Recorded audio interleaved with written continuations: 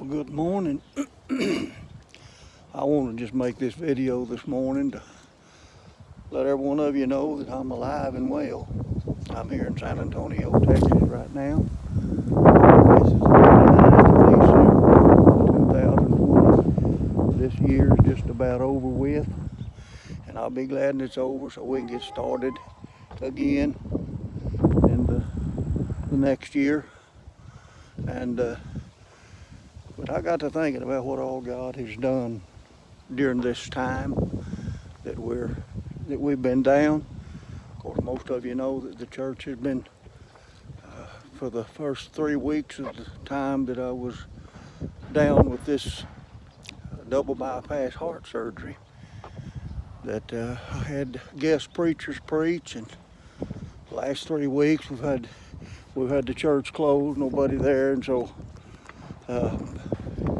this coming Sunday, Lord willing, on the 3rd of January, I plan to be back in the pulpit, and also I'll be doing a live stream. But I want to encourage all of you that can to come be a part of it. I think I'm recovered very well now. I'm getting my strength back, able to move around, do what I need to do. Matter of fact, I'm walking down the street right now, doing my daily morning walking. But God's done a lot of things for me and Arlene while we've been here, even though I certainly have missed being with my church family.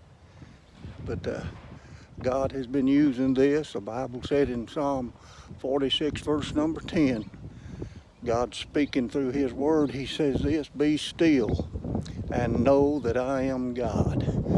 Sometimes I know in my own life I've had a hard time of being still. I've had a hard time sitting down and not doing anything. I'm always going and busy doing something. Get so involved sometime in the ministry that I'm not able to just stop and sit down and realize who the ministry's for. It's for the Lord. It's not for me. And it's not about me. It's all about Him and everything that He's done. And not only what He's done, but who He is. The Lord of glory.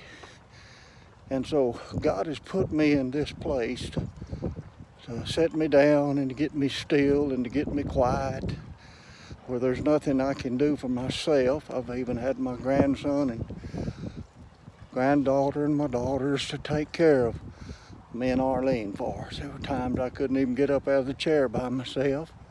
I've never been in that condition. I don't like to be in that condition. I don't like the feeling of helplessness. But that's what it's been for a while. It just seemed like I've been helpless, unable to help myself. And that is a humbling situation. It's very humbling when we realize that sometimes we have to just get to a place where all we can think about is God and His Word, and allow other people to help us. Most time we won't ask for help. I'm independent. I always feel like I could do it on my own. And many times I think that in all of my life I've been able, when I get down, just to get up after 2 or 3 days and shake myself and get up and go back on about my business. But this has been different than anything I've ever had to face. And so I'm grateful to the Lord for what He's done. He has helped me and Arlene immensely. If it wasn't for the Lord, we wouldn't be where we are. She still has a long ways to go, but we know with the Lord's help we'll make it. We'll get there. She had her final treatment in this regimen yesterday, and be a couple of weeks she'll go back for a doctor's appointment. They weren't able to read they did some scans and they weren't able to read those yet, but they'll read those. Maybe we'll get some word today what the scan showed, and then it'll let us know where they're going next. Supposed to be a 3-week period of time before they do the next start the next series of treatments. Those treatments will be 6 weeks, 5 days a week for 6 weeks of radiation. The nurse yesterday said something about it would probably be by pill. The chemo will be by pill, and the radiation will be a centralized radiation treatment. And try just that local cancer, they'll target it if it's still there. And so we're praying to God will get rid of that. But we just sometimes have to come to a place in life. God has to put us in a place. It's not easy for me just to sit down and think about God. We forget sometimes who the ministry is about and who the ministry is for. We get so busy for God that we forget we're working for God. It's for Him and for His glory. And so that's where God has put us. That's where we are now. And we've had an opportunity to realize what the ministry is about, that it's about the Lord. It's for Him, for His people. It's not us. We're not that important. God does use us, but He can use somebody else in our place. And so we forget sometimes God has to put us down. The Lord allowed this, and I know that. Put me in a place of vulnerability and helplessness, but thank God I still have hope.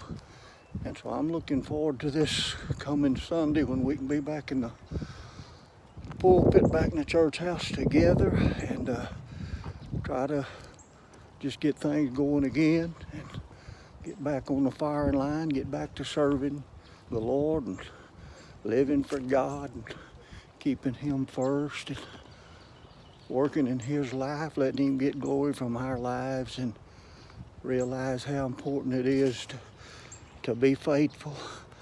I tell you what, this not being able to go to church, even though we still think about the Lord, still trying to be faithful to Him the best we can.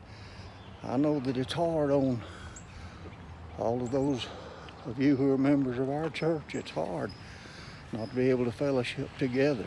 And so we're looking forward to that and just trusting God that He'll do some great things. Won't be long until we've got our own building again to meet in.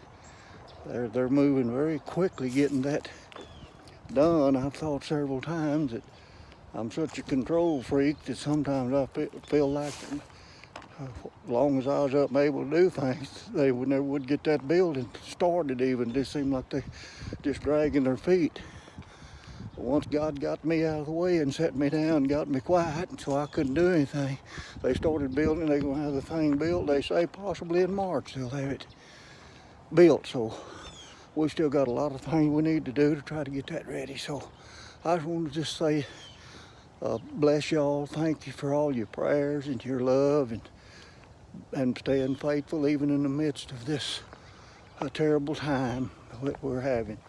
I still have to be careful. The doctor told me and Arlene to be very careful about getting sick, and especially her, because of her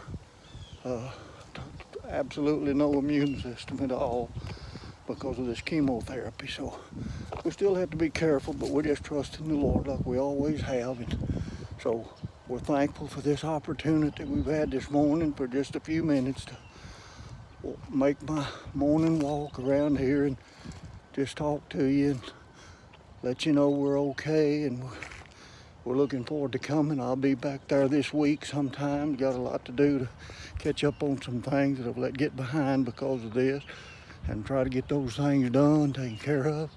Arlene's gonna have to stay here until her treatments are completed. Daniel, Kirsten take real good care of her.